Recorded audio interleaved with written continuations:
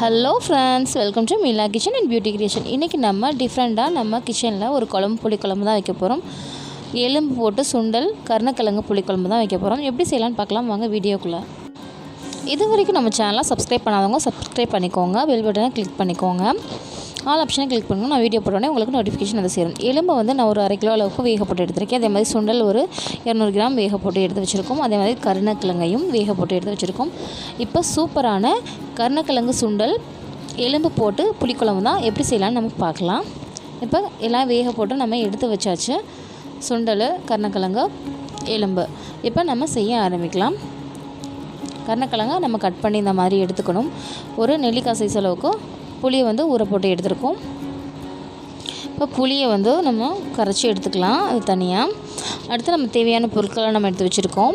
வெங்காயம், தக்காளி, தேங்காயெல்லாம் இதெல்லாம் நம்ம மிக்ஸி ஜாரில் சேர்த்து அரைக்க ஆரம்பிக்கலாம்.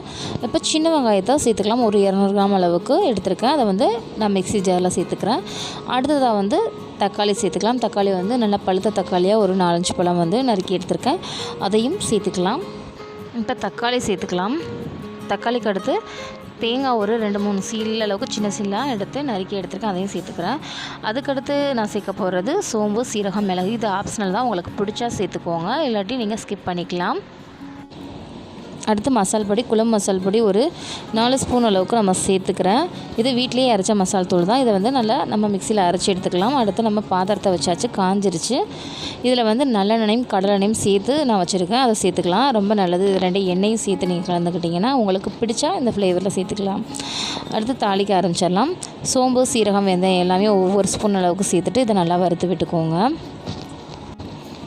அதுக்கடுத்து சின்ன வெங்காயம் சேர்த்துக்கோங்க. கொஞ்சம் முழுசாக தான் நான் சேர்த்துருக்கேன். உங்களுக்கு பிடிச்சா அப்படி சேர்த்துக்கோங்க, இல்லாட்டி நீங்கள் கட் பண்ணி சேர்த்துக்கலாம். அடுத்து பூண்டு. எல்லா சாப்பாட்டுகள்லையுமே நம்ம ஒரு கைப்பிடி அளவுக்கு நீங்கள் பூண்டு சேர்த்திங்கன்னா உங்கள் உடம்புக்கு ரொம்ப ரொம்ப ஆரோக்கியம். நம்ம புளிக்குழம்பு, சாம்பார் எது வச்சாலுமே நான் வந்துட்டு பூண்டு சேர்த்துக்குவேன். அடுத்து கருவேப்பிலை தாளிக்கிறதுக்கு சேர்த்துக்கலாம். பூண்டு, வெங்காயம் இந்த மாதிரி நீங்கள் எல்லாத்துலேயுமே சேர்த்துக்கிட்டிங்கன்னா ஒரு கைப்பிடி அளவுக்கு ரொம்ப ரொம்ப உடலுக்கு ஆரோக்கியமானது. யூஸ் பண்ணி பாருங்கள், உங்களுக்கு நல்ல ரிசல்ட் கிடைக்கும். அடுத்து நீங்கள் தனி மிளகாய் தூள் தாளிக்கிறதுக்கு போட்டிங்கன்னா கொஞ்சம் கலர் கிடைக்கும், ரொம்ப டேஸ்ட்டாகவும் இருக்கும். தாளிக்கும் போது போட்டால் இப்போ நம்ம அரைச்சி எடுத்துருக்கோம் இல்லையா, வெங்காயம், தக்காளி, தேங்காய், சோம்பு, சீரகம் அது எல்லாத்தையும் சேர்த்துட்டு நல்லா வணக்கி விட்டுக்கலாம். இது நல்லா வணங்கட்டும். இப்போது நல்லா வணங்கிடுத்து அடுத்து நம்ம வேக வச்சு எடுத்துருக்கோம் இல்லையா எலும்பு, அந்த எலும்பை வந்து 1/2 கிலோ அளவுக்கு சேர்த்துக்கிறேன். நீங்கள் சும்மா ஒரு 4-5 துண்டு எலும்பு இருந்தாலும் கூட இந்த மாதிரி கருணக்கிழங்கு புளிக்குழம்போட சேர்த்து போட்டிங்கன்னா ரொம்ப டேஸ்ட்டாக இருக்கும். அதோட டேஸ்ட்டே உங்களுக்கு தனியாக இருக்கும். இது வரைக்கும் செய்யாதவங்க செஞ்சு பாருங்கள், ட்ரை பண்ணி பாருங்கள், ரொம்ப டேஸ்ட்டாக இருக்கும். அடுத்து நான் சுண்டல் வேக வச்சுருந்தேன் இல்லையா, அந்த சுண்டலையும் நான் சேர்த்துக்கிறேன். ரொம்ப டேஸ்ட்டாக இருக்குங்க. இந்த மாதிரி செஞ்சு பாருங்கள், குழந்தைங்களுக்கு, பெரியவங்களுக்கு எல்லாத்துக்குமே ரொம்ப ரொம்ப பிடிக்கும். அடுத்து புளி கரைச்சி எடுத்துருக்கோம், அந்த புளியையும் நம்ம சேர்த்துக்கலாம். புளி கரைசல் சேர்த்தாச்சு. அடுத்து நம்ம உப்பு தேவையான அளவுக்கு உங்கள் டேஸ்ட்டுக்கு தகுந்த மாதிரி நீங்கள் உப்பு சேர்த்துக்கலாம். இது நல்லா கொதிச்சு வரட்டும். கடைசியாக தான் நம்ம வேக வச்சு எடுத்த கருணக்கிழங்கை கட் பண்ணியிருக்கோம் இல்லையா, அதையும் சேர்த்துக்கலாம். கடைசியாக சேர்த்தாலே போதும். ஒரு 2 கொதி வர அளவுக்கு நீங்கள் சேர்த்துக்கிட்டிங்கனாலே போதும், ரொம்ப டேஸ்ட்டாக இருக்கும். இந்த மாதிரி நீங்களும் ட்ரை பண்ணி பாருங்கள். உங்களோட ஃபீட்பேக்கை வந்து என்னோட கமெண்ட் பாக்ஸில் சொல்லுங்கள். இந்த குழம்பு உங்களுக்கு ரொம்ப பிடிச்சிருக்குன்னு நினைக்கிறேன். நமக்கு சுவையான கருணக்கிழங்கு எலும்பு போட்ட சுண்டல் குழம்பு வந்து நமக்கு ரெடி ஆயிடுச்சு.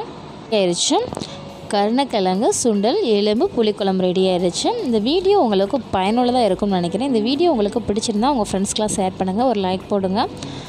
வீடியோ வாட்ச் பண்ணதுக்கு தேங்க்யூ ஃப்ரெண்ட்ஸ், தேங்க்யூ.